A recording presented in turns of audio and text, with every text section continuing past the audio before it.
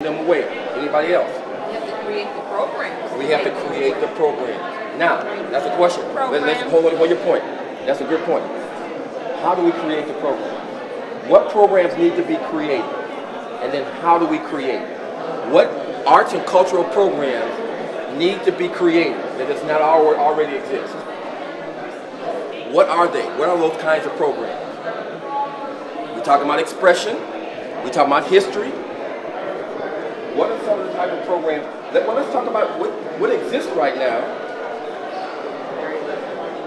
Black history programs once a year. We need something more consistent. Yes.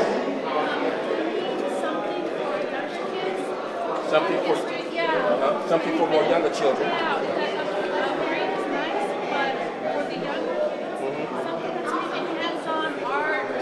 Interactive. They have a program that long-beach masters, meet the masters. Meet the masters. Like that where you recreate Okay. of these, like from Jacob College, you recreated. Something that engages them. I have a 5-year-old, and it was hard for me to find something for him that was engages them. Let's ask Sparkle. Sparkle, you're over at an academy. 1 minute, please. Oh, God. Tell us some of the things that you think needs to be instituted from an arts and cultural standpoint in inner city school. And the problem is they've taken the art and the culture out of the school. So this needs to be reinstituted? And it can be reinstituted through after-school programs. After-school programs? During the day, they have removed. Reinstitute through after-school programs. This young man had his hand up over here. Well, I think we need to create some supportive space for it. Some space to do that? Yes. In the home or in the community, right? Not physical space, but intellectual, spiritual space. Really? Let's expand on that. Well, I think that most of us need a safe place for us to grow and prosper. Okay. And that space is going to determine how creative we become. Okay, you understand what he's saying over there? Like recreation parks, like starting your own little recreation parks that they like to come. At the parks? Right. Okay. This should be has to do with like African dances. All the time. Okay, would you need go over this with them while I go? Of course, you know, we're making that change. We've been making change since the Banks was out of system, man. I said I've been making change since the Banks was out of system. I'm Laura Richardson. Today we're at the African American Convening Group, and I got to tell you, you know what? They did an amazing job. The organization, the prioritizing of our ideas, but most importantly, getting the community together to do the work. Count me in. This is Bill Barnes participating in the State of Black Long Beach.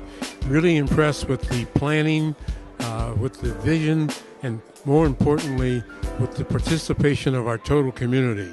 We have both those who are going to benefit directly from it and from the professional people who are providing the framework and the database so we know we're going in the right direction and on the right basis.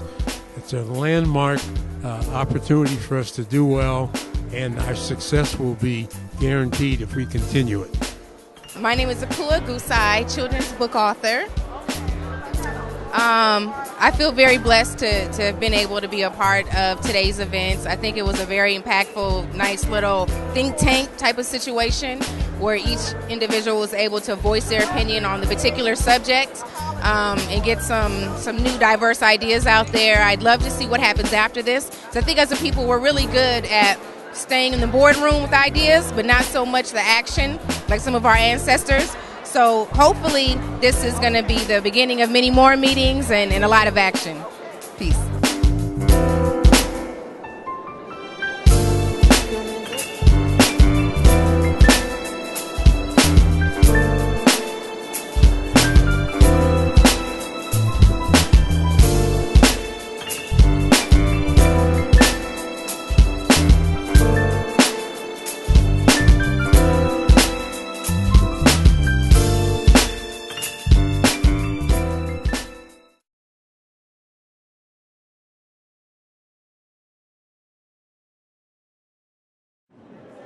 So first, Dr. Karenga, could you please spell your name for us so we get it correct? My name is Dr. Maulana Karenga, M-A-U-L-A-N-A, then K-A-R-E-N-G-A. And I'm professor and chair of the Department of Africana Studies at California State University, Long Beach.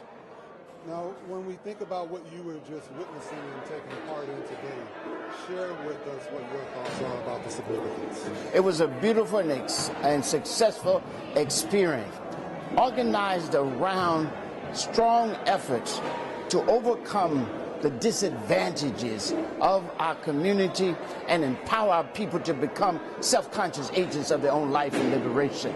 And some of the things that are stressed that are very important to every initiative of this kind is, number one, that is culturally rooted. Second, that is people focused. Third, that it represents the best ideas of what it means to be both African and human in the fullest sense, and from our organization social justice history of struggle. And third, that it involves and calls for personal and collective investment. And finally, that it involves sustainable strategies and ongoing relentless struggle to transform society and build the good world we all want and deserve to live in. Now, a question unrelated today directly, but indirectly, it's very important to this entire community in many ways, and that's the struggle that you're currently facing at Cal State University, Long Beach. Can you share a little bit about that? Right. We've been told that we need to transform our department into a program. That's a downsizing. That's a degrading status. There's no justification for that intellectually. There's on a technicality about how many professors you can have at one time. But that comes out of the fact that Long Beach did not hire any black professor in black studies for 7 years. So it diminishes our ranks through resignations, retirement, transform. And so it, unintentionally or not, it structures our ultimate dissolution. And of course, we have to resist that because we believe, first of all, we bring a certain intellectual initiative to the college, to the educational enterprise. We believe that there is no quality education without multicultural education. And black studies, which is the oldest ethnic study, in fact, adds to that quality education and is really a bedrock in it and indispensable to it. So our struggle is to create a context in which we don't have to revisit the struggles of the 60s, but we can go forward rather than backward, because we know we cannot have a serious education where the educational curriculum talks about diversity but never actualizes it in real life. Now, when you take that fact into mind and you think about today, what could a group such as the Gathering today do to help further the cause of righting this wrong? Well, I think it's very important for the community to support the maintenance of the departmental status of Africana Studies. It is out of the community that black studies was created. Nathan Hare, Dr. Nathan Hare, one of the founders of our discipline, said that we must always link campus and community. We must take the campus to the community and bring the community to campus in a mutually beneficial relationship.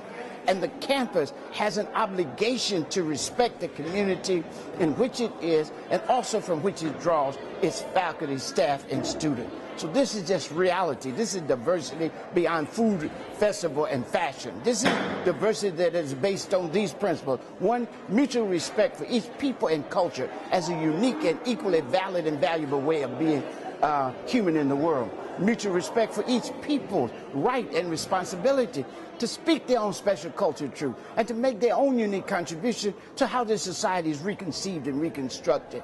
Third, mutual commitment to a constant search for the common ground in the midst of our diversity. And finally, a mutual commitment to an ethics of sharing and a shared responsibility for building the good world and society we all want and deserve to live in. Powerful thoughts. Thank you for sharing. Thank you so much. I appreciate it.